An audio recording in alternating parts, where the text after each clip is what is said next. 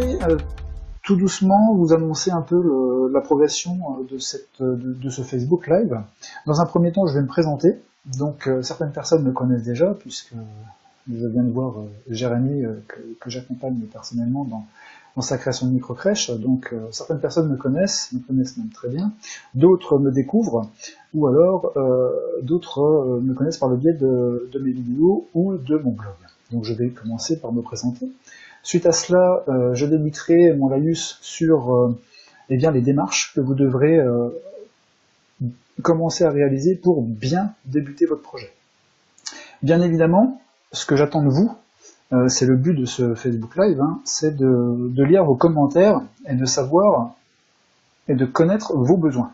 Parce que moi, je connais à peu près tout dans le secteur, enfin j'essaie, puisque j'interviens sur tout le territoire, donc je commence à maîtriser un petit peu toutes les bases.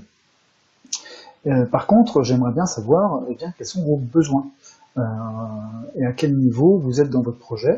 Donc aujourd'hui, j'ai décidé pour un premier Facebook Live de débuter par les bases. D'accord ? Parce que je pense que la majorité des personnes qui sont présentes ce soir eh bien, en sont vraiment dans le début.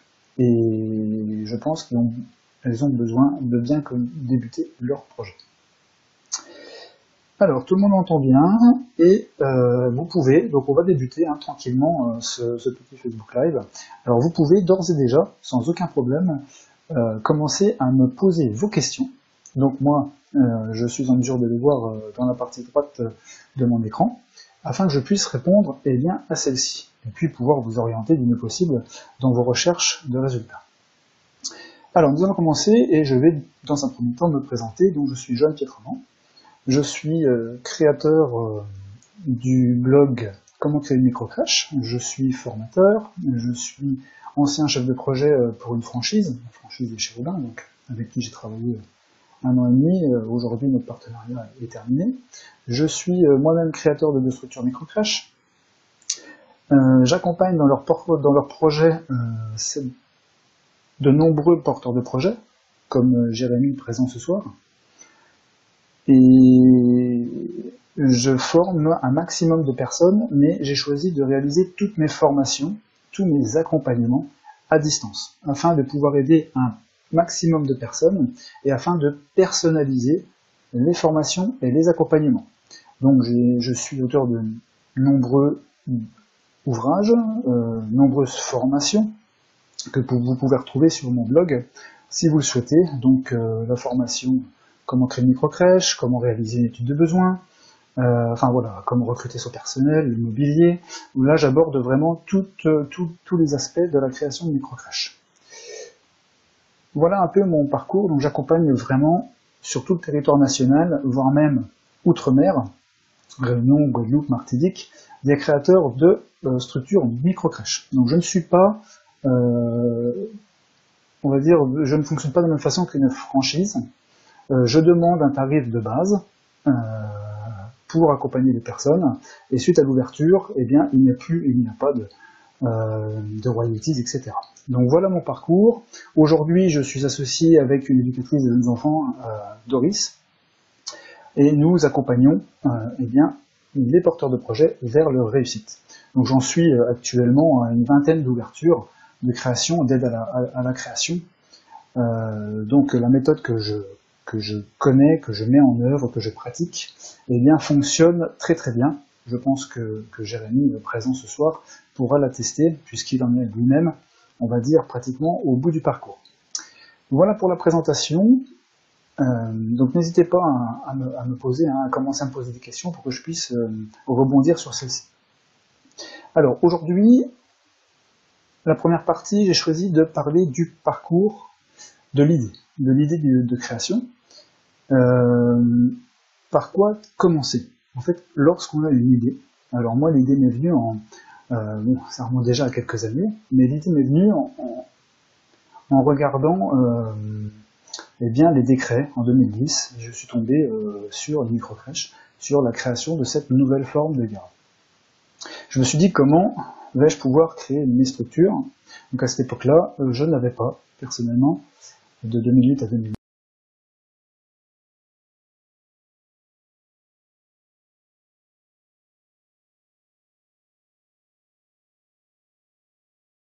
m'entendez toujours? Oui, je pense que ça a l'air d'aller. C'est un petit peu un peu. Voilà. Est-ce que c'est tout bon? Vous m'entendez toujours? Oui? Parce que j'ai un petit problème de connexion, je suis sincèrement désolé. Donc, comme je disais, la problématique que j'ai eue en 2010, c'était l'apport personnel. Alors, pour toutes les personnes qui souhaitent créer leur structure microcrèche privée, je tiens vraiment à vous affirmer et vous confirmer une donnée très très très importante. Aujourd'hui, si vous souhaitez créer une microcrèche, il vous faut un apport personnel, il vous faut de l'argent. Ceux qui vous feront croire que une microcrèche se crée gratuitement, sans un sou, ce n'est tout simplement pas possible. Pourquoi? Eh bien, je vais vous donner la réponse. Une microcrèche, aujourd'hui, le budget moyen de création, c'est 120 000 euros. Donc, de l'idée à la création, pour l'ouverture, il faut environ 120 000 euros, c'est la moyenne nationale. Pour ces 120 000 euros, vous allez devoir avoir environ entre 15 et 30% d'apport personnel. Donc, on va partir sur 100 000 euros pour que les calculs soient faciles. Donc, 100 000 euros. La banque va vous demander tout simplement entre 15 000 et 30 000 euros d'apport personnel. Pourquoi? Pour vous impliquer complètement dans votre projet et pouvoir vous débloquer un prêt bancaire qui viendra combler ce financement global.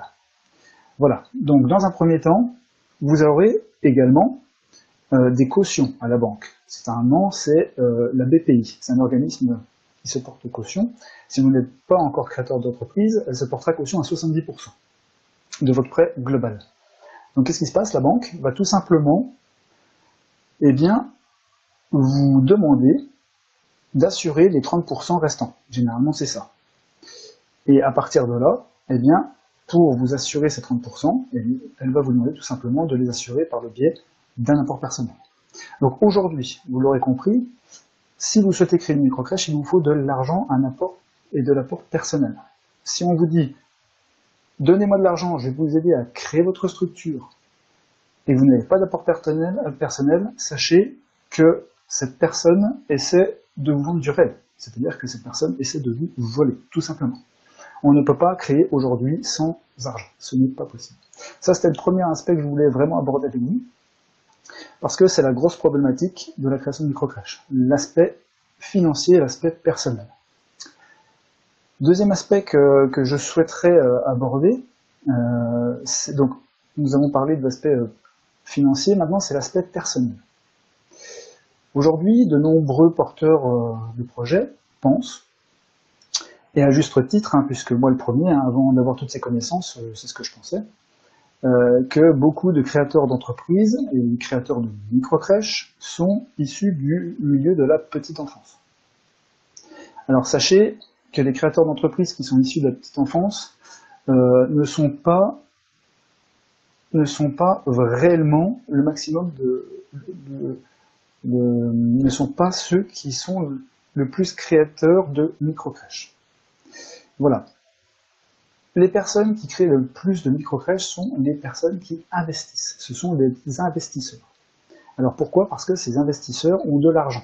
Une fois de plus, on en revient à l'aspect financier. Donc ils ont de l'argent pour créer. Sachez que du personnel petite enfance, que ce soit les CAP, les auxiliaires puriculture ou les éducatrices de jeunes enfants, sont des personnes comme vous et moi, c'est-à-dire qu'ils ont un salaire. Et mis à part le fait d'avoir un héritage ou d'avoir quelqu'un de fortuné dans le secteur, personne n'a les moyens financiers pour investir. Donc aujourd'hui, on va dire la majorité des créateurs de microcrèches sont des personnes qui sont plus du type investisseurs. Voilà, ça c'est aussi important de le savoir, parce que des personnes qui ne sont pas des milieux de petite enfance se disent « moi je ne peux pas créer de structure ». Et bien là, je viens de vous apporter la preuve que la majorité des créateurs de microcrèches sont du type investisseurs. Donc ils ne sont pas professionnels de la petite enfance. Vous voyez, par mon cas personnel, je suis professionnel, je suis formateur, je suis fonctionnaire, mais je ne suis pas professionnel de la petite enfance. Et pourtant, j'ai créé, avec mon associé, 2 structures microcrèches. Donc je suis l'exemple concret de cette pratique. Ça, c'était le deuxième point que je souhaitais aborder. Donc l'aspect financier et l'aspect du cursus professionnel des porteurs de projets. Suite à cela, je souhaiterais aborder avec vous l'aspect du deuxième point très important que nous rencontrons lors d'une création de microcrèche. C'est l'aspect la recherche du local. Alors je pense que vous allez certainement, enfin je l'espère, avoir des questions sur cette problématique, parce que là je n'ai pas de questions, c'est dommage, parce que je pense en avoir un petit peu plus. J'espère que les questions vont venir par la suite.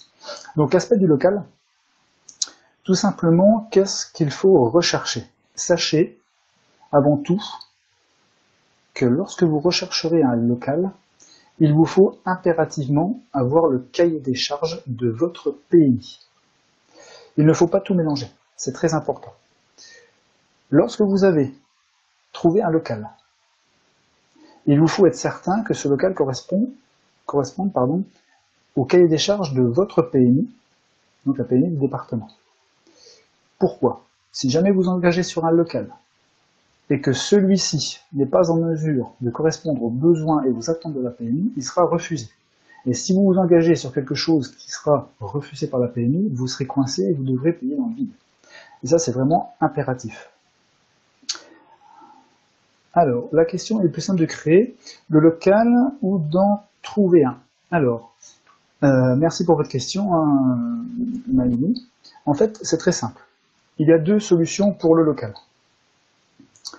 Donc en fait la question générale c'est est-ce qu'il vaut mieux acheter ou est-ce qu'il vaut mieux louer?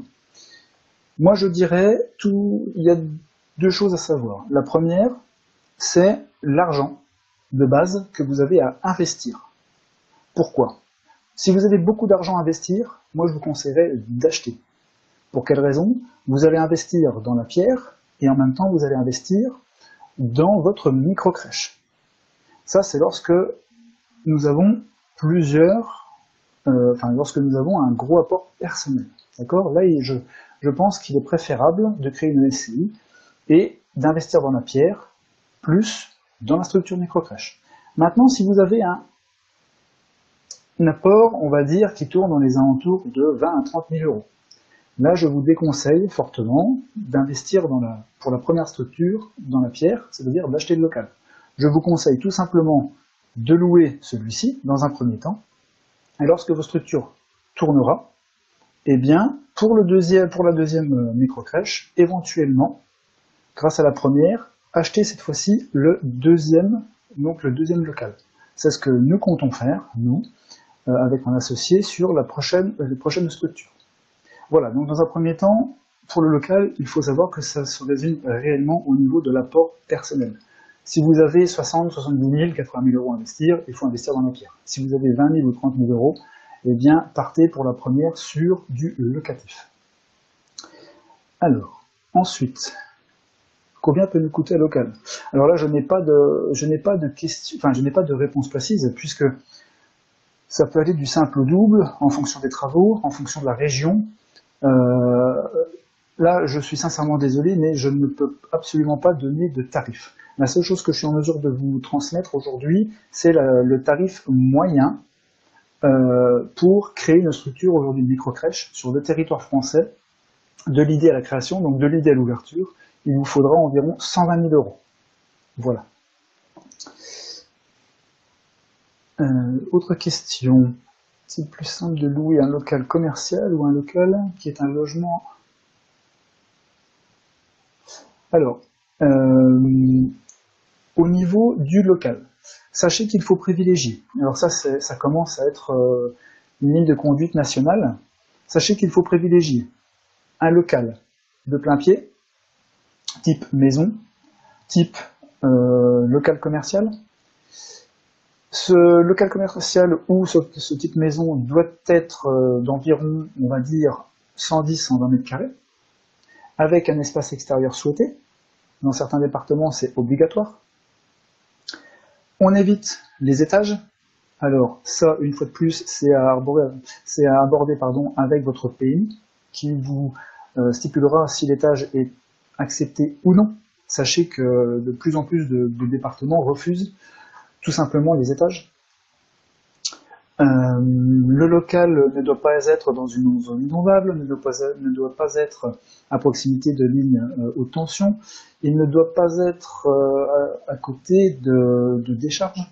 Voilà, donc ça sera vraiment fixé sur je pense, un type maison, local commercial, avec un espace extérieur de plein pied, sur lequel dans lequel vous aménagez votre structure par le biais généralement d'un architecte, dont c'est le métier.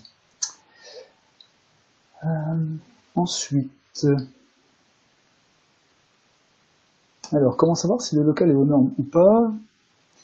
Alors, c'est très simple, justement, avant de rechercher votre local, vous allez devoir demander, alors bien évidemment il y aura d'autres demandes à faire avant, mais vous allez devoir demander à votre PMI ce cahier des charges, afin de pouvoir vous orienter dans la recherche de votre structure, de votre local. Une fois que vous avez le cahier des charges PMI, vous savez si vous avez le droit à un étage, si l'espace extérieur est obligatoire. Voilà, vous avez toutes les recommandations. À partir de là, vous pouvez débuter les recherches pour le local. C'est très important. Ne vous engagez pas dans la recherche d'un local si vous n'avez pas encore ce cahier des charges PMI obligatoire. Ça serait une perte de temps et surtout, ça vous démotiverait beaucoup, parce que si vous trouvez un local et que celui-ci ne correspond pas à la PMI, eh bien vous allez perdre du temps, vous allez vous démotiver et vous allez devoir tout recommencer à zéro. Et généralement, un local, ça ne se trouve pas du jour au lendemain, c'est une recherche qui se passe sur plusieurs semaines. Donc faites très attention, ne débutez pas votre recherche pour le local avant d'avoir un cahier des charges du département. C'est très important. Ensuite, combien de mètres carrés minimum? Alors, pour une microcrèche, les textes sont de 100 mètres carrés minimum. 100 mètres carrés minimum. Moi, je préconise 120 mètres carrés. Alors, pour quelle raison? Eh bien, c'est pour le bien-être des enfants, le bien-être des employés, prévoir tout simplement les salles qui vont bien, comme la salle de pause des employés, local poussette, local poubelle s'il faut, etc. Donc, pour que tout soit bien, on va dire, bien pensé, il est préférable de partir sur 110, 120 mètres carrés. C'est vraiment, on va dire, la moyenne. C'est très bien. 100 mètres carrés, ça passe. Au niveau de la PMI, dans les textes, ça peut passer. Mais après, vous allez vous sentir, je pense, à l'étroit.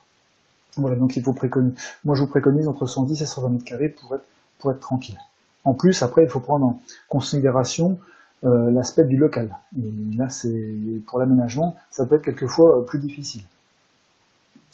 Ensuite, Alex. Bonsoir, quel type de bail doit avoir? Alors, pour notre activité, le type de bail, ce sera très simple, c'est un bail commercial en 369.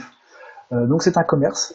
Nous sommes avant tout, alors là ce soir, je précise, nous sommes en microcrèche privée, d'accord? Je ne parlerai que de la microcrèche privée. Donc nous sommes, vous qui êtes futurs créateurs, comme moi, des créateurs d'entreprises, puisque la microcrèche privée est avant tout une entreprise. Donc nous signons avec le propriétaire un bail commercial en 369. Voilà. Est-ce que dans les 120 000 euros, cela comprend l'achat du local? Alors, quand je parle des 120 000 euros, c'est tout inclus. D'accord? Et c'est plus précisément avec du locatif. C'est-à-dire que 120 000 euros, c'est si vous partez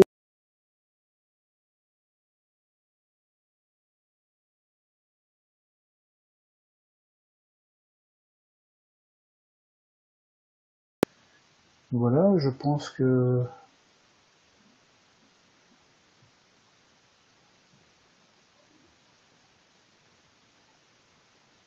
Alors, j'ai des messages comme quoi ça ne fonctionne pas. Bon, mais je pense que ça devrait tout de même fonctionner. Excusez-moi. Donc sur le 120 000 euros, ça c'est la moyenne nationale, mais avec du locatif. D'accord? Donc c'est important, c'est une moyenne nationale avec du locatif.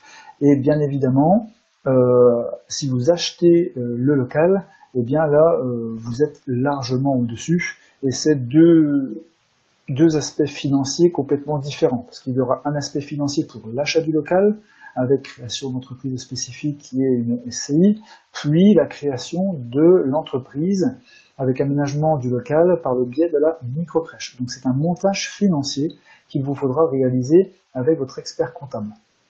Donc c'est très important, et n'oubliez pas une chose, c'est que pour pouvoir se lancer dans cette création par l'achat d'un local, il est impératif d'avoir quand même beaucoup d'argent à investir. Voilà. Donc le local, on a fait le tour. Donc pour résumer, il est impératif de quoi? Il est impératif de prendre le cahier des charges auprès de la PMI. Il est impératif de savoir quel type de le local que nous devons rechercher de par ce cahier des charges. Suite à cela, vous commencez la recherche. On est bien d'accord? Mais avant de pouvoir débuter la recherche, vous allez certainement me poser la question, alors ce n'est pas encore arrivé, mais je prends un peu d'avance sur l'étude des besoins. C'est bien beau de chercher un local, on est bien d'accord. Je vais chercher un local, c'est très bien, j'en ai trouvé un. Mais qu'est-ce qui prouve que ce local, eh bien, dans la commune où il est situé, est-ce qu'il y a du besoin? Malheureusement, on ne peut pas le savoir facilement. Et c'est pour cela que je vais vous donner une technique afin que vous... alors cette technique est une pépite, hein, c'est ce que j'offre généralement pour les porteurs de projets que j'accompagne, afin de ne pas se tromper dans le choix, du local et dans le choix du territoire sélectionné. C'est très important, afin de ne pas travailler dans le vide. Et surtout, ça nous permet de ne pas nous démotiver. C'est très important. Et ça nous permet de gagner du temps, puisque si vous utilisez la technique, vous allez trouver un local sur un secteur porteur, et à partir de là, toutes les démarches eh bien, seront facilitées. Alors, comment faire pour trouver son territoire? Eh bien, il ne faut pas prendre le problème à l'inverse. C'est-à-dire que vous ne commencez pas par trouver un local, et ensuite savoir si le territoire est porteur. Parce que si vous passez 3 mois à chercher un local, on est bien d'accord, ça peut aller de 2 mois à 3 ou 4 mois. Si vous commencez à chercher un local, et que celui-ci correspond au cahier des charges de la PMI, vous allez être vraiment super heureux. Et c'est normal.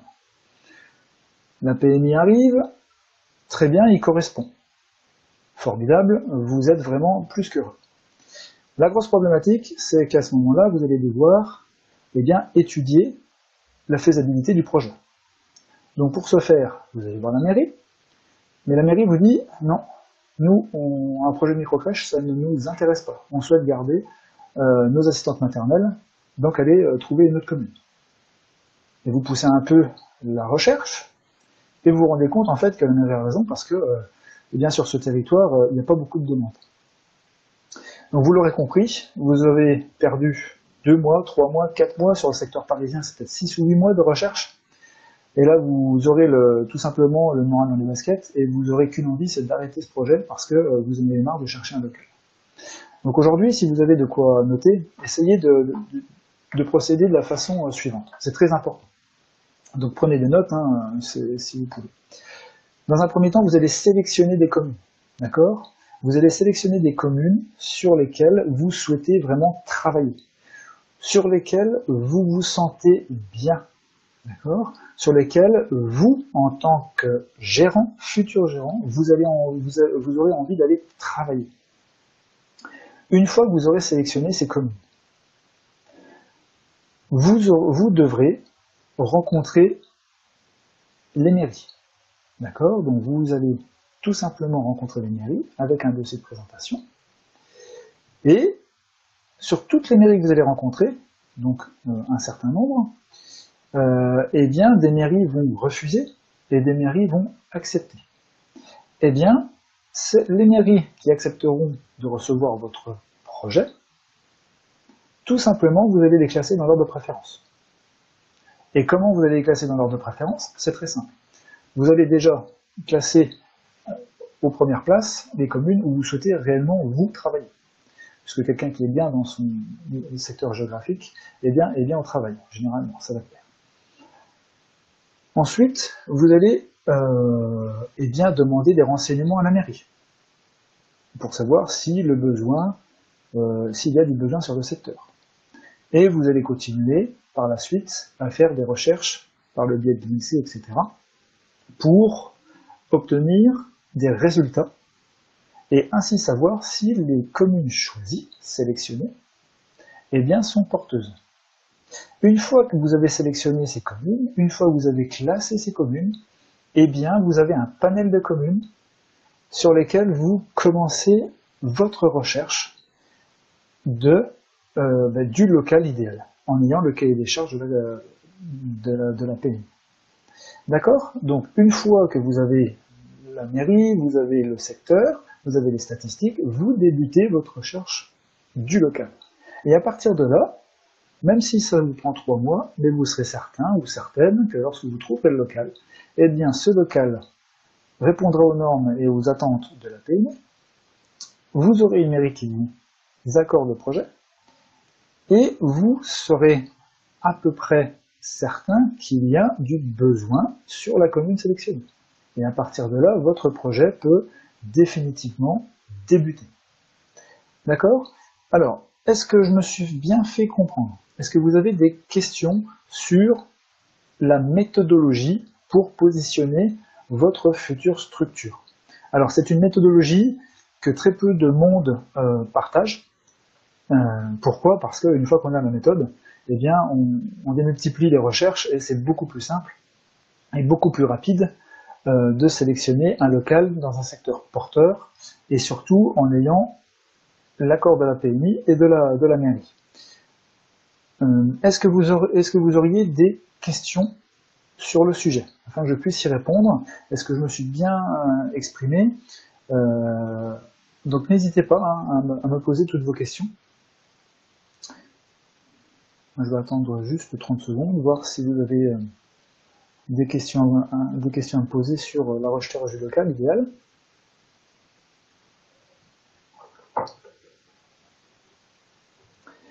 Bon, il n'y a pas de questions, donc j'espère que c'est parce que j'ai été assez explicite dans cette recherche du local. Ah si. Alors, est-ce qu'il y a des quotas? Alors, est-ce qu'il y a des quotas de microcrèches par commune? Alors, il n'y a pas de quota précis. Ce n'est pas prévu. Il n'y a pas de quota. C'est réellement l'étude de besoin qui va vous indiquer justement si ce quota est atteint ou non. C'est-à-dire que si l'étude vous dit, il y a trop de place, en structure comparé aux demandes, vous saurez que le quota est atteint et qu'il faut changer de commune, tout simplement. À qui s'adresse-t-on à la mairie? Alors, pour la mairie, il faut savoir qu'il y a 2 cas précis. Lorsque vous vous adressez à un interlocuteur de la mairie, vous allez essayer de voir soit le représentant petite enfance de la mairie, soit le maire directement. Ou alors, vous demandez à être reçu par les deux en même temps. Pourquoi? Parce que celui qui a toutes les bases sur le secteur petite enfance, c'est le responsable petite enfance. Mais le maire peut accueillir ce projet en même temps que ce responsable petite enfance. Donc l'idéal serait de rencontrer les deux. Mais soit l'un, soit l'autre peut être aussi une bonne chose. Mais il faut rencontrer l'un des deux pour pouvoir exposer le projet et surtout avoir l'accord, l'aval de celui-ci. Alors, autre précision, parce que la mairie, c'est vrai, certaines mairies dépendent d'une communauté de communes. Bien, à ce niveau-là, de la communauté de communes, vous allez devoir aller taper à la porte de la mairie qui représente le secteur petite enfance de la communauté de communes. C'est-à-dire que chaque secteur peut être, on va dire, sous l'égide d'une mairie spécifique. Donc le secteur petite enfance peut être tenu par une mairie et un autre secteur peut être tenu par une autre mairie. Donc dans une communauté de communes, il est impératif de savoir quelle mairie s'occupe du secteur petite enfance. Et à partir de ce moment-là, vous demanderez à voir un représentant du secteur petite enfance de la commune concernée. Voilà. Voilà les deux possibilités au niveau de la mairie et de la communauté de communes. Demander à rencontrer en mairie. Donc voilà, qui devons-nous nous adresser? Donc je viens de répondre, j'espère que j'étais assez clair, et à la communauté de communes également. Alors, qu'en mettre dans le dossier de présentation à remettre à la mairie? Alors, ce dossier de présentation, ben, moi, pour les personnes que j'accompagne, j'ai un dossier de présentation complet que je leur transmets et ils n'ont plus qu'à remplir.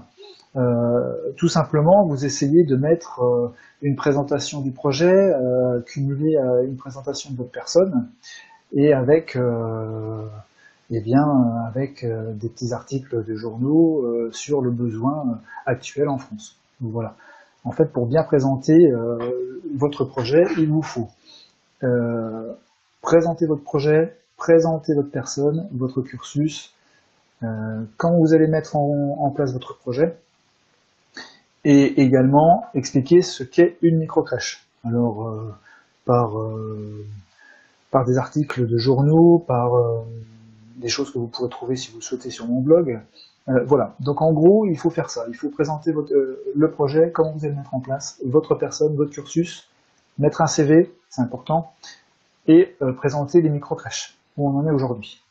Il faut bien avoir conscience d'une chose, c'est-à-dire que ce dossier, lorsque vous allez le laisser, si vous devez le laisser, eh bien la personne qui le réceptionne, ou si vous devez l'envoyer, la personne qui le réceptionne doit être en mesure de comprendre celui-ci, votre projet, sans que vous n'ayez à l'expliquer de vive voix. Et donc il doit vraiment être explicite, c'est très important. Ensuite, quoi mettre dans le dossier de présentation, que faire s'il y a un réel besoin dans la ville? Alors, aujourd'hui, ça se voit beaucoup. Alors, c'est politique. Certaines mairies ont du mal à accepter l'accueil d'une microcrèche sur la commune. Dans cette circonstance-là, je vous dis sincèrement, décalez-vous. Allez plus sur la commune à côté. Pourquoi? Parce que tout va passer par la mairie. Même s'il est vrai, la mairie n'a aucun droit de vous interdire de créer la structure sur la commune, puisque la mairie n'a qu'un avis consultatif, ça il faut le noter, c'est très important, mais à tout moment elle peut vous mettre des bâtons dans les roues. Je m'explique. Lorsque vous allez faire les travaux, il va falloir demander des autorisations, peut-être des permis de construire. Et évidemment, si vous le faites alors que la mairie n'est pas pour votre projet, généralement c'est parce que souhaite tout simplement protéger ses assistantes maternelles, eh bien, ils vont prendre le délai maximum pour que vous puissiez réaliser les travaux. Ils vont vous mettre les bâtons dans les roues à chaque moment où ils pourront le faire. Et votre dossier va prendre du retard, les travaux vont prendre du retard, votre financement va commencer à fondre comme neige au soleil, et vous risquez de vous mettre dans la nuise, tout simplement à cause d'un non-accord de base de la mairie. Alors moi je conseille vivement, tout simplement, c'est de se rendre sur une mairie, une commune vraiment proche, où vous pourrez tout simplement toucher les familles de cette commune, sans pour autant vous être en guerre avec cette mairie. Voilà mon conseil. Voilà, donc les questions sont posées. J'espère avoir répondu à celle-ci du mieux possible. Au niveau de la mairie. Donc, il est impératif également de savoir que pour votre dossier de création, vous aurez le droit également à des aides. Donc les aides, la partie financière est vraiment la partie dédiée à la CAF. D'accord? Ça, pour un porteur de projet, c'est très important. Il faut avoir en tête que la partie financière est dédiée à la CAF. Tout ce qui est aide à l'investissement matériel, vous devrez vous rapprocher de la CAF. Tout ce qui est technique, propre aux enfants, propre au local, le technique est dédié à la PMI. D'accord? Donc c'est important de le savoir aussi. Donc il faut bien avoir en tête la notion de financement CAF et technique PMI. Tout ce que vous dira la PMI, que ce soit au niveau du local, au niveau des employés, au niveau des enfants, au niveau de l'aménagement, au niveau de la mise en pratique avec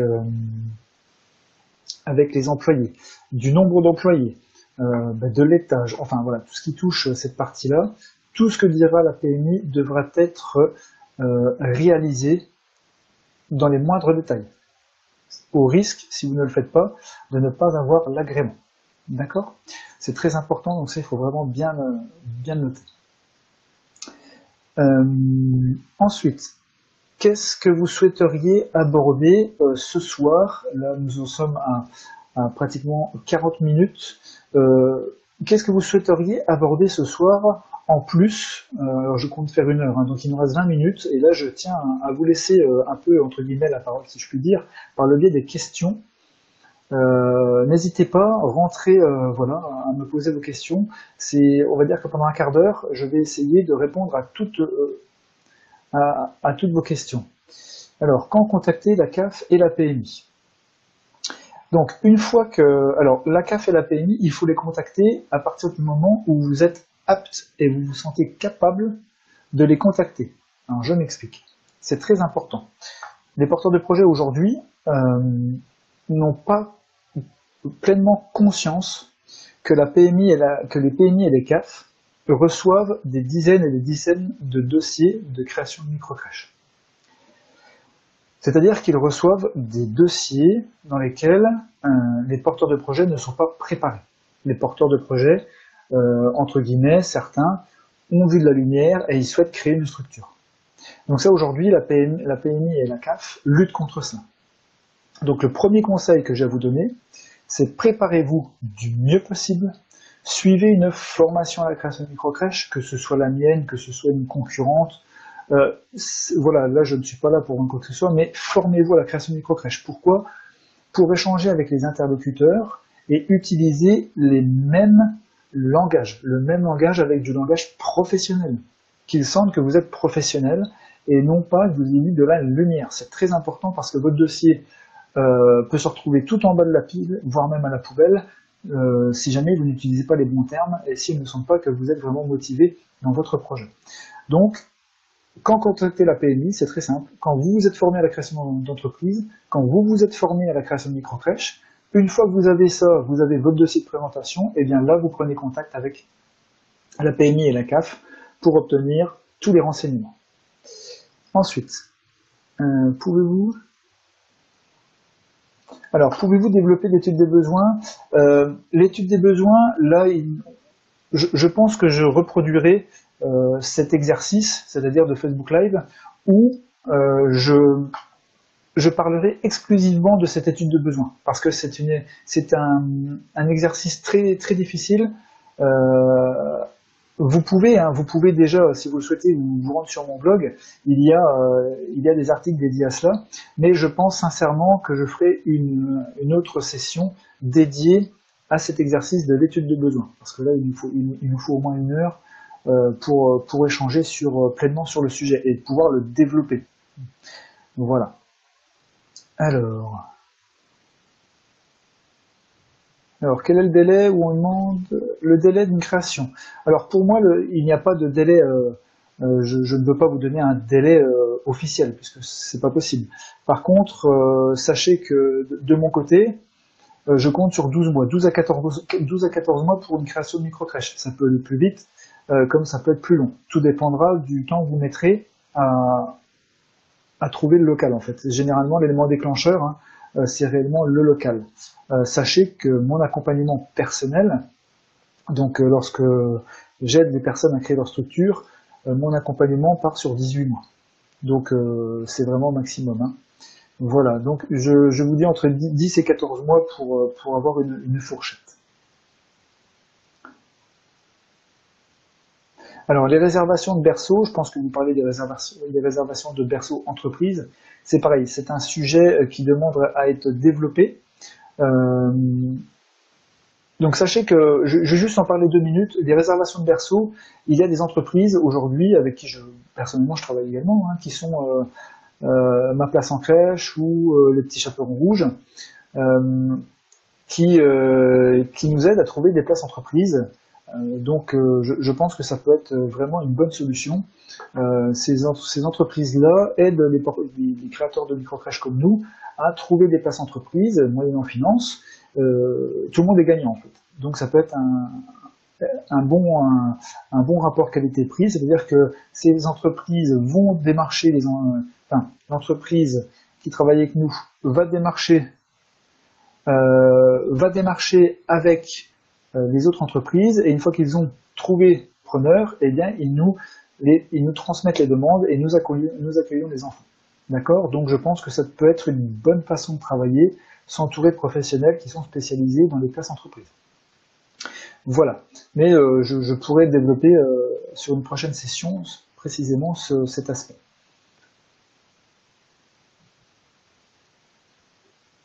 Alors, réservation de berceau, donc je viens d'en parler rapidement. Donc s'entourer des bonnes entreprises qui nous facilitent tout simplement les démarches auprès des autres entreprises. Comment avoir les renseignements pour l'étude de besoins? Alors l'étude de besoins, les renseignements, ça par contre j'ai une formation dédiée à ça, où j'explique pas à pas vraiment comment réaliser une étude de besoin. Donc c'est très simple, hein. L'étude de besoin elle est réalisée à mon sens en 3 parties. La présentation, le secteur géographique complet, et ensuite l'étude réalisée par le biais d'internet ou de questionnaire. Ça c'est les 3 étapes de l'étude de besoin. Où trouver les renseignements? Eh bien, moi personnellement, je vais les trouver sur le site de la CAF, sur le site de l'INSEE, sur le site de l'internaute.fr. Ensuite, pour l'étude de besoin elle-même, je réalise cette étude de besoin par le biais d'internet de questionnaires. Sur mon blog, il y a même une vidéo à ce sujet.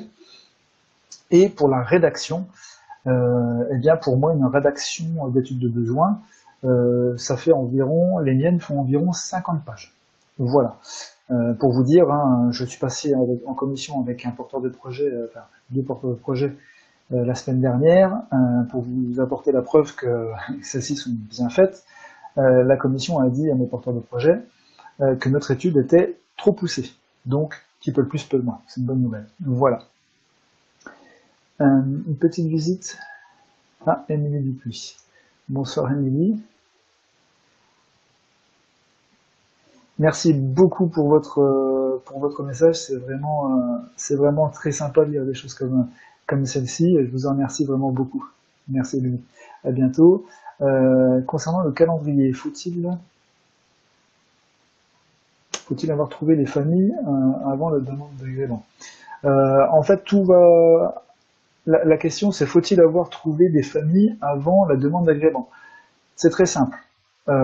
Si vous créez votre structure, si vous demandez un agrément, c'est que vous êtes certaine que sur le lieu que vous avez sélectionné, eh bien, le besoin est réel et existant. Donc, vous aurez obligatoirement des demandes, puisque déjà certaines demandes vont venir de l'étude de besoin. Moi, sur une étude de besoin réalisée par Internet, généralement, j'ai entre 50 et 70 réponses, et j'ai déjà, on va dire, éventuellement entre 15 et 25 demandes de préinscription. Rien sans faire de publicité, rien qu'avec Facebook. Donc, tout se fait automatiquement. D'accord? Mais il faut vraiment se lancer dans le recrutement des familles, si je puis dire, à un moment stratégique. Pas trop tard, et faire de la publicité à partir du moment également que la PMI vous l'autorise à le faire. Ça, c'est très important également. Demandez à la PMI, une fois arrivé en fin de parcours, si vous pouvez débuter votre publicité afin de pouvoir recruter des familles. Voilà. Alors, Mouni. Alors, la question des repas. Oui, c'est une très bonne question. La question des repas. Alors, sachez que la fabrication sur place, à long terme, est plus avantageuse que la livraison des repas par un prestataire. Ça a des avantages et des inconvénients. Personnellement, j'ai fait le choix avec, enfin nous avons fait le choix avec mon associé Doris de se faire livrer. Pourquoi? Parce que lorsque nous cuisinons sur place, il nous faut trouver du personnel capable de le faire, du personnel qui est motivé pour le faire. Ça nous fait de la gestion supplémentaire. Voilà, il y a des points positifs dans tout et des points négatifs dans tout. Nous avons fait le choix, nous, de nous faire livrer. Donc je ne peux pas vous dire lequel des deux est le meilleur, mais il y a, à mon sens, plus de désagréments dans la fabrication des repas sur place que dans le fait de se faire livrer les repas. Voilà, en termes de gestion, c'est beaucoup moins lourd de se faire livrer. Maintenant, en termes de valeur ajoutée auprès des familles, le fait de faire par exemple du bio sur place peut être vraiment très bien accueilli. Donc après, c'est à vous, en tant que futur gérant de la microcrèche, de prendre la décision qui s'impose, et ça sera une de vos premières décisions de chef d'entreprise. Alors ensuite, Laurence. Alors le tarif pour mon accompagnement, alors je répondrai à cette question, si vous me le permettez, à la fin, d'ici 5 à 10 minutes. Je veux dire, voilà. Ensuite, pendant 18 mois, on est dans les frais intercalaires. Alors, excusez-moi, FCE2, pendant 18 mois, on a les frais intercalaires. Je n'ai pas bien compris la question. Si vous pouvez préciser, s'il vous plaît, votre question, afin que je puisse y répondre du mieux possible. Ensuite, microcrèche privée. Est-il possible d'acheter une maison de 200 mètres carrés à titre personnel et d'utiliser le bas de 100 mètres carrés pour faire la structure en location? Oui, alors, par exemple, je vous donne un exemple, c'est tout à fait possible. Hein. Tout dépendra également de votre apport personnel et de l'argent que vous avez à investir, c'est ce que je disais au début. Mais le plus important également est de savoir si la PMI acceptera. Ça, c'est un deuxième objectif. Le premier, c'est d'être sûr d'avoir l'apport personnel, donc de créer surtout deux sociétés, une SCI dans l'immobilier et la microcrèche. Et le deuxième point important, c'est de savoir si la PMI l'autorise. Personnellement, nous louons le local pour nos deux structures microcrèches au rez-de-chaussée, et nous avons au premier étage de notre local 2 appartements. Donc chez nous, c'est possible. Chez nous, c'est possible à partir du moment où il y a bien deux entrées distinctes et que l'un ne communique pas du tout avec l'autre. Voilà, donc c'est possible si vous avez l'apport personnel nécessaire et surtout si la PMI vous autorise à le faire et savoir comment elle autorise ce fonctionnement. Mais généralement, c'est autorisé. Déborah. Comment on peut s'inscrire à votre formation?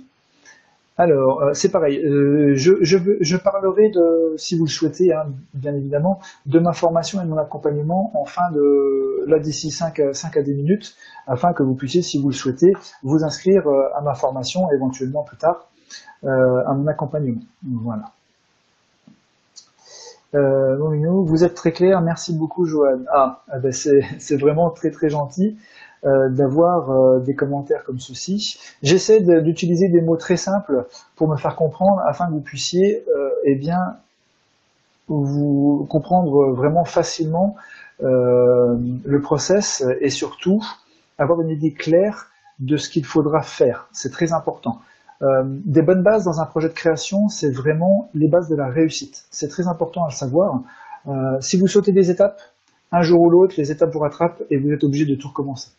Donc si vous souhaitez réellement faire quelque chose et le faire bien, n'hésitez surtout pas à perdre du temps sur les bases. C'est très important. Plus vous aurez de bonnes bases et plus vous irez vite dans le process de création et moins on vous mettra des bâtons dans les roues. Charline, l'apport personnel peut-être qui va être...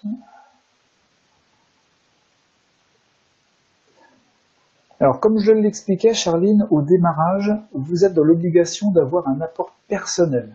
Cet apport personnel va vous permettre d'obtenir un prêt bancaire.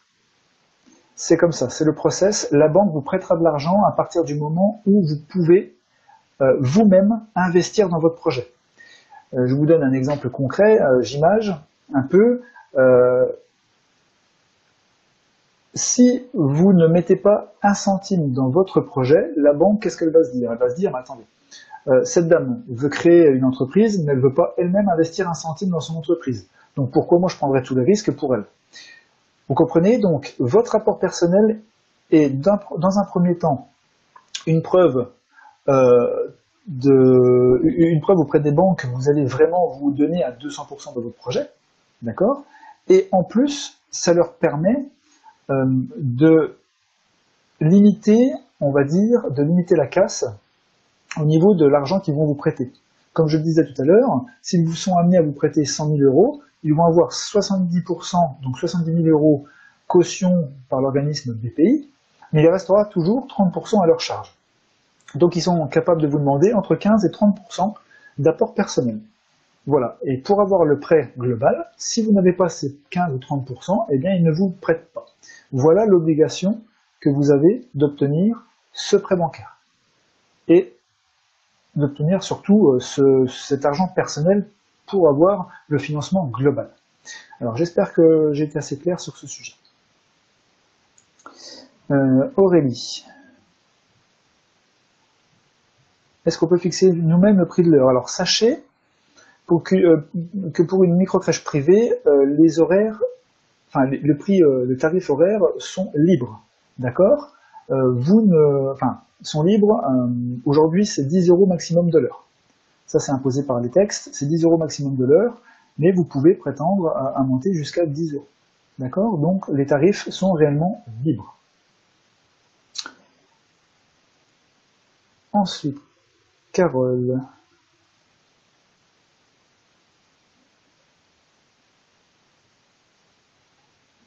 Tout à fait, Carole. Alors, ça, c'est une option que je présente souvent à de nombreux porteurs de projets et que j'ai accompagnés d'ailleurs.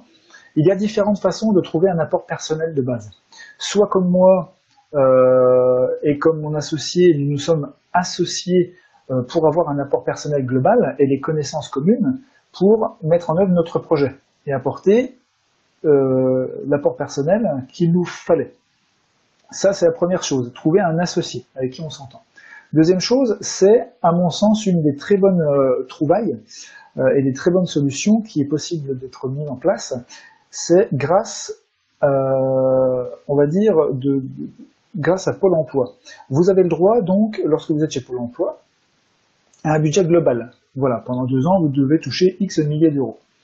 Sachez que Pôle emploi, en termes de création d'entreprise, est en mesure de vous débloquer une partie de votre argent, qui vous servira d'apport personnel, et l'autre partie de l'argent, eh bien, durant 1 an, la première année de fonctionnement de votre entreprise, vous pouvez tout simplement demander à être gérant non rémunéré.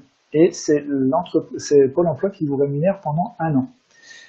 C'est important parce que ça vous évite donc vous avez un salaire durant 1 an et ça évite de taper dans l'entreprise directement.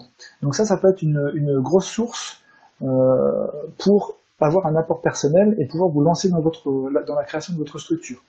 Et après, il y a évidemment la love money, c'est-à-dire demander à vos proches, à vos amis, de l'argent, soit qu'ils vous avancent, soit qu'ils investissent avec vous, ou que vous devez leur rembourser avec éventuellement de l'argent, des intérêts.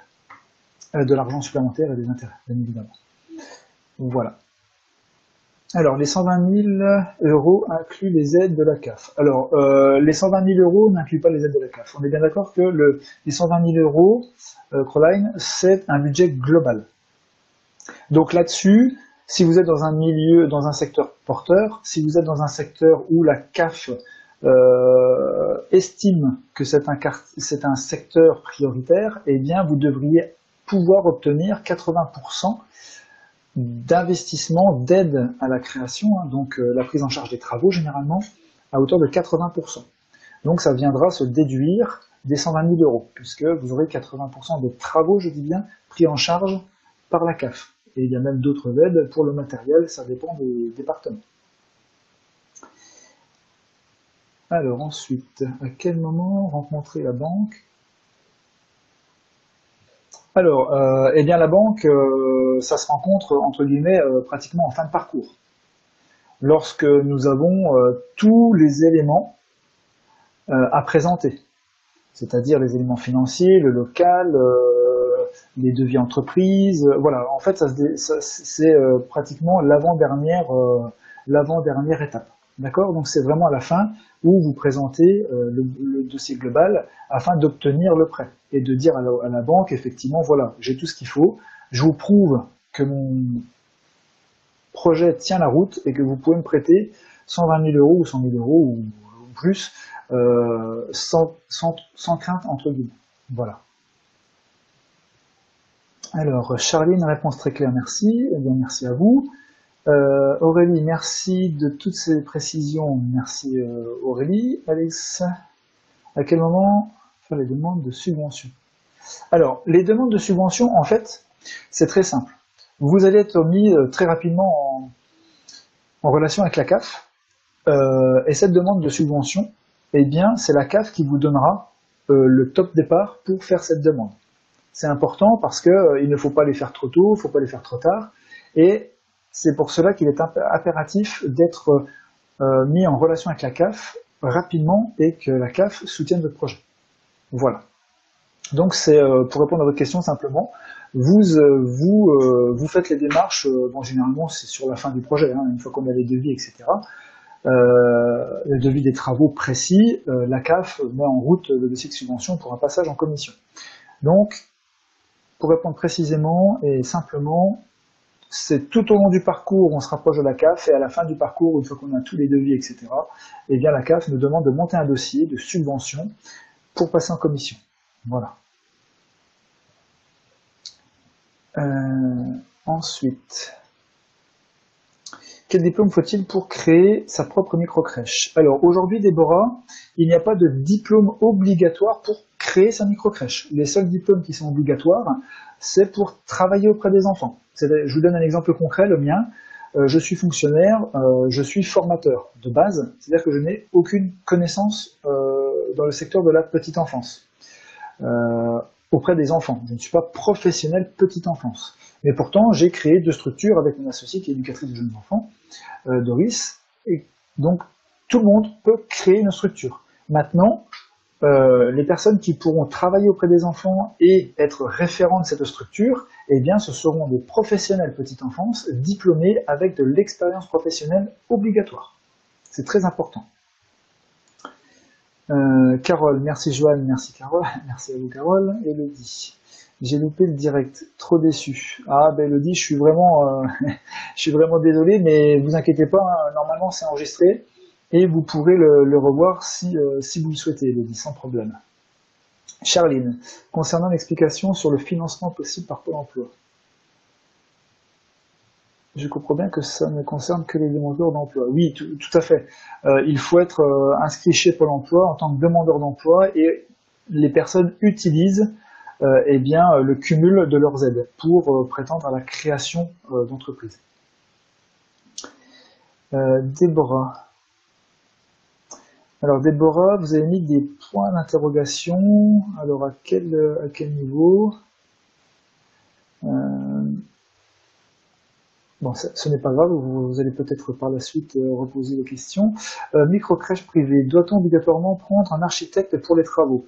Alors, sachez que ce n'est pas une obligation de prendre un architecte pour réaliser les travaux. Moi, je le recommande à 200%, c'est un avis personnel. Pourquoi? Parce que vous allez payer un architecte, mais ça a énormément d'importance aux yeux de la PMI. L'architecte va rendre des plans précis, va pouvoir échanger avec la PMI, va prendre en charge la totalité des travaux, c'est-à-dire qu'il va s'occuper de tout. C'est vrai que c'est un coût, c'est vrai que c'est relativement cher, mais je vous dis sincèrement, tous les porteurs de projets que j'ai accompagnés, eh bien, ont tous réussi grâce également, et moi le premier, à l'architecte. Je peux vous assurer que sur mon projet personnel, s'il n'y avait pas eu d'architecte, étant donné les problématiques que nous avons rencontrées sur le local, je n'y serais jamais arrivé. Voilà, donc s'entourer toujours des bonnes personnes, des compétences de chacun, c'est important. Ensuite, FCE, ça bug. Ah, je suis sincèrement désolé si ça bug. Je n'y suis pour rien. Je suis en j'ai une connexion pas très très bonne. J'en suis désolé. Veuillez m'en excuser. Crolin, peut-on conserver son emploi lorsqu'on se lance dans ce projet en termes de disponibilité? Alors, une fois de plus, je vais prendre mon cas personnel. J'ai 3 travails, entre guillemets. Je suis fonctionnaire, je suis coach, formateur, accompagnateur en création de micro-crèches. Et le troisième, c'est je suis gérant, je suis associé à la création de 2 structures micro-crèches. Donc vous pouvez cumuler votre emploi à la création de micro-crèches. Par contre, il est impératif de se libérer au minimum 2 demi-journées par semaine, ou 1 journée par semaine. C'est impératif parce que tous les rendez-vous que vous aurez avec les partenaires prioritaires sont des rendez-vous qui seront pris en journée. Donc vous pouvez, à partir du moment où vous avez 2 demi-journées ou 1 journée complète de disponible dans la semaine. Ensuite, Déborah, merci beaucoup de votre réponse, vous êtes génial. Merci beaucoup Déborah, c'est très gentil. Merci pour la clarté de vos explications, il faudrait au moins une autre session. Alors, sachez que je suis très heureux de cette première tentative. C'est un exercice sur lequel je ne suis pas habitué, mais je prends beaucoup de plaisir. Surtout que vous êtes vraiment très très actif en termes de commentaires, donc je prends énormément de plaisir. Et je pense que ça sera que la prochaine session sera vraiment très rapide à venir, j'ai l'impression. Merci beaucoup. Elodie Bigot, merci Joanne. Je regarderai la vidéo dès le début, alors ultérieurement. Eh ben, ça sera avec grand plaisir, Elodie, que vous pourrez faire ça. Mais je sais que les aspects abordés dans le début de la vidéo, vous avez déjà les bases, puisque ça fait longtemps que vous me suivez. Charline, coût d'un architecte environ. Alors l'architecte, on compte environ 10%. Du montant des travaux, entre 7 et 10% du montant des travaux global. Le global des travaux, c'est-à-dire que voilà, s'il y a 100 000 euros de travaux, il va vous prendre entre 7 et 10% des 100 000 euros. D'accord? Ensuite, Alex, merci pour toutes vos réponses. Vous avez été clair, ce serait bien pour la prochaine fois des sessions à thème. Bonne soirée et encore merci. Alors Alex, je suis entièrement d'accord avec vous, il faudrait faire des sessions à thème. La problématique, c'est que je ne savais pas si celle-ci allait bien fonctionner, donc je n'ai pas voulu préparer des choses grandioses, faire une première session générale afin de pouvoir tester la manière, et ça sera avec grand plaisir si j'arrive à pouvoir créer une petite communauté, de recréer d'autres lives en direct, mais cette fois-ci sur des thèmes bien précis qu'on aura tous choisis ensemble. Alors, merci beaucoup pour ce beau partage, merci à vous, merci pour les explications, merci. À quel moment chercher le local? Alors ça, Elodie, vous le verrez dans le début de la vidéo, j'en ai parlé. Quelques bugs frustrants. Alors, excusez-moi, Méliniel, hein, je suis désolé, c'est vrai que c'est la connexion qui n'est pas bonne. Donc, personnellement, j'en suis à l'étude de besoins et je ne sais pas vraiment où commencer. À qui demander pour trouver toutes les informations nécessaires. Alors, hello Dodi, là je pense que je vais faire une prochaine session en live sur le thème de l'étude de besoins. Par contre, si vous avez des soucis, n'hésitez pas à aller sur mon blog commentcréermicrocrèche.fr. Il y a des articles dédiés à la réalisation de l'étude de besoins. Il y a des vidéos, etc. Et bon, ensuite, il y a des formations également spécifiques et des ouvrages spécifiques. Mais dans un premier temps, en termes de contenu gratuit, vous allez trouver des vidéos qui pourront vous aider certainement à réaliser cette étude. Voilà. Alors, Crowline, merci beaucoup. Merci pour toutes ces réponses. Comment trouvez-vous les locaux? Alors, pour chercher le local, il n'y a pas de solution miracle. Vous devez tout simplement faire les agences intérim, excusez-moi, je commence à être fatigué, les agences immobilières, faire Le Bon Coin, passer par le particulier à particulier, voilà, faire toutes les annonces comme n'importe quelle recherche voilà, n'importe quelle recherche. Il n'y a pas de solution miracle, malheureusement. Voilà, donc nous arrivons à 1h08, 1h09 maintenant. Je vous remercie beaucoup. Je vais vous parler juste 2 minutes parce que les questions m'ont été posées et je ne voulais pas couper notre voilà la dynamique que vous avez imposée et je vous en remercie énormément. Juste 2 minutes pour répondre aux questions. Vous pouvez retrouver mes formations si vous le souhaitez. Donc ces formations qui sont réalisées à distance, à votre rythme, je m'adapte complètement à vous sur mon blog dans la partie livres et formations. Donc vous avez des formations qui touchent à la création d'entreprise et de micro-crèches, donc comment créer une micro-crèche en 10 étapes par exemple. Vous avez des formations complètes sur, je prends l'étude de besoin, une formation complète sur la rédaction et la mise en place de votre étude. Et vous avez également des petits ouvrages sur comment recruter le personnel, les ouvrages sur les différents projets, si vous avez encore des problématiques sur les projets, donc des ouvrages qui ont été créés. Donc vous avez tout simplement sur mon blog, comment créer une microcrèche.fr, et vous allez dans la partie livres et formations. Pardon. Et vous aurez donc toutes les formations à disposition, si celle-ci, si vous avez besoin de celle-ci. Ce sera avec grand plaisir que je m'occuperai de vous personnellement. Sachez que pour toutes les formations, je n'ai que 10 places disponibles, car je me donne à 200% pour les personnes qui me font confiance. C'est très important de le savoir. Voilà, donc ça c'est pour mes formations et mes ouvrages, donc ils sont, comme je le répète, sur mon blog, comment créer une microcrèche.fr, dans la rubrique livres et formations.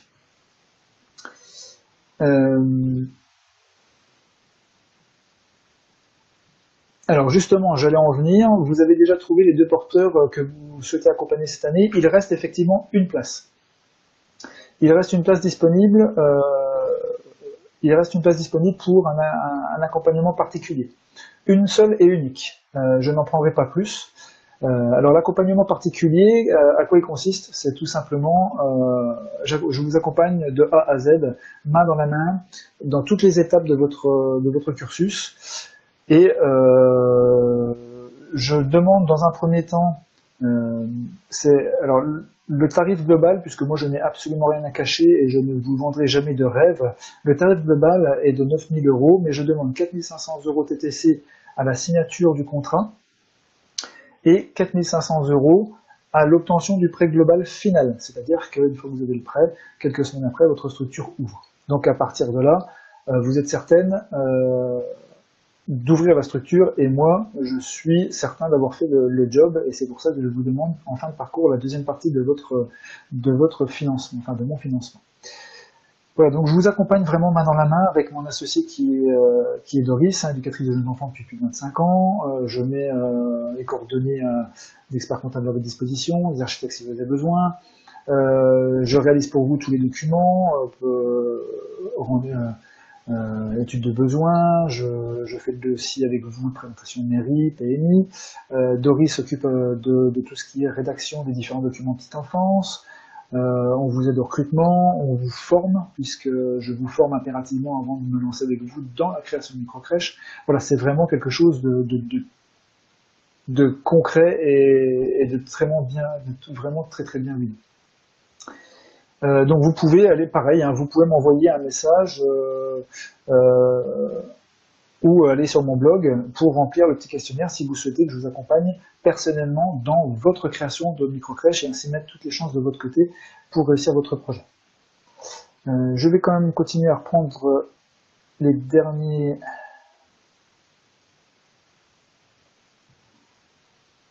Alors, je suis inscrite à votre formation. Merci beaucoup, microcrèche privée, mais étant donné que je n'ai pas les noms, je suis désolé. Et les documents et informations données sont vraiment très utiles. Eh bien, merci beaucoup pour votre témoignage. C'est la plus belle des récompenses pour moi. Céline Frey, je recommande la formation en 10 étapes très complète. Merci beaucoup, Cécile, c'est très gentil. Je prendrai contact avec vous prochainement, je vous remercie. Eh bien, Carole, ça sera avec grand plaisir. N'hésitez pas, vous allez, pour me contacter, c'est très simple, soit par le biais de la page Facebook, soit par soit par mon mail personnel, hein, j.pietrement23@gmail.com. Donc n'hésitez surtout pas. Vous avez différentes façons pour me contacter et ce sera avec grand plaisir. Elodie, merci beaucoup Jeanne, et vivement le prochain live, vraiment. Merci beaucoup Elodie pour votre motivation, merci à toutes et à tous. Hein, mais la prochaine fois, je mettrai avec vous, si vous me le permettez, des thèmes en place afin de faire des sessions à thème très très constructives. Est-il possible d'avoir un accompagnement personnalisé moins complet que l'accompagnement global? Alors, effectivement, je mets à disposition, c'est pas un accompagnement, hein, je mets à disposition des heures de coaching, c'est-à-dire que lorsque vous avez besoin de mon aide, vous achetez une heure ou plusieurs heures de coaching et nous programmons ces séances au moment où vous en avez besoin. Et durant ces séances, je m'occupe d'essayer de trouver la solution à votre problème afin de pouvoir vous faire avancer dans votre projet. Mais ce n'est pas un accompagnement, c'est vraiment du coaching pur. C'est-à-dire que vous avez un problème, j'essaye de trouver la solution. Et ensuite, vous avancez comme cela tout au long de votre parcours. Voilà. Donc, je vous remercie. Voilà, ça fait 1h15. On va pas faire beaucoup plus parce que je pense que ça va faire long après. Je vous remercie sincèrement du fond du cœur parce que c'est un premier exercice qui n'était pas évident à faire pour moi. Vous avez vraiment été formidable, voilà, c'était vraiment très constructif. J'ai pris un immense plaisir à faire cet événement et à partager avec vous. Donc pour la prochaine fois, je m'attache à essayer de mettre en place des thèmes bien spécifiques, précis pour chaque direct. Et pour terminer, donc si vous souhaitez me suivre, eh bien n'hésitez pas à vous inscrire à ma newsletter sur mon site commentcréerunmicrocrèche.fr. Vous inscrivez à la newsletter et vous recevrez des documents en cadeau. Voilà. Vous pouvez me suivre sur YouTube également, Joanne Pietrement. Vous pouvez me suivre sur la page Facebook, tout simplement, hein, en cliquant sur j'aime. N'hésitez pas à partager dans tous les groupes, etc., où vous pouvez partager, donc comment créer une microcrèche. Et à partir de là, j'espère que la prochaine fois, nous aurons l'occasion de partager sur une préparation d'événements, afin que tout le monde puisse donner des thèmes précis et que nous puissions échanger tous ensemble sur l'une ou l'autre des problématiques. Et j'ai déjà quelques idées sur l'étude de besoins, sur des thèmes bien précis comme ceci. Voilà, merci beaucoup, merci pour votre participation, pardon. Je vous souhaite une très bonne soirée, j'espère que vous partagerez au maximum cette vidéo, et je vous dis à très bientôt pour une nouvelle session de Facebook Live. Merci, bonne soirée, au revoir.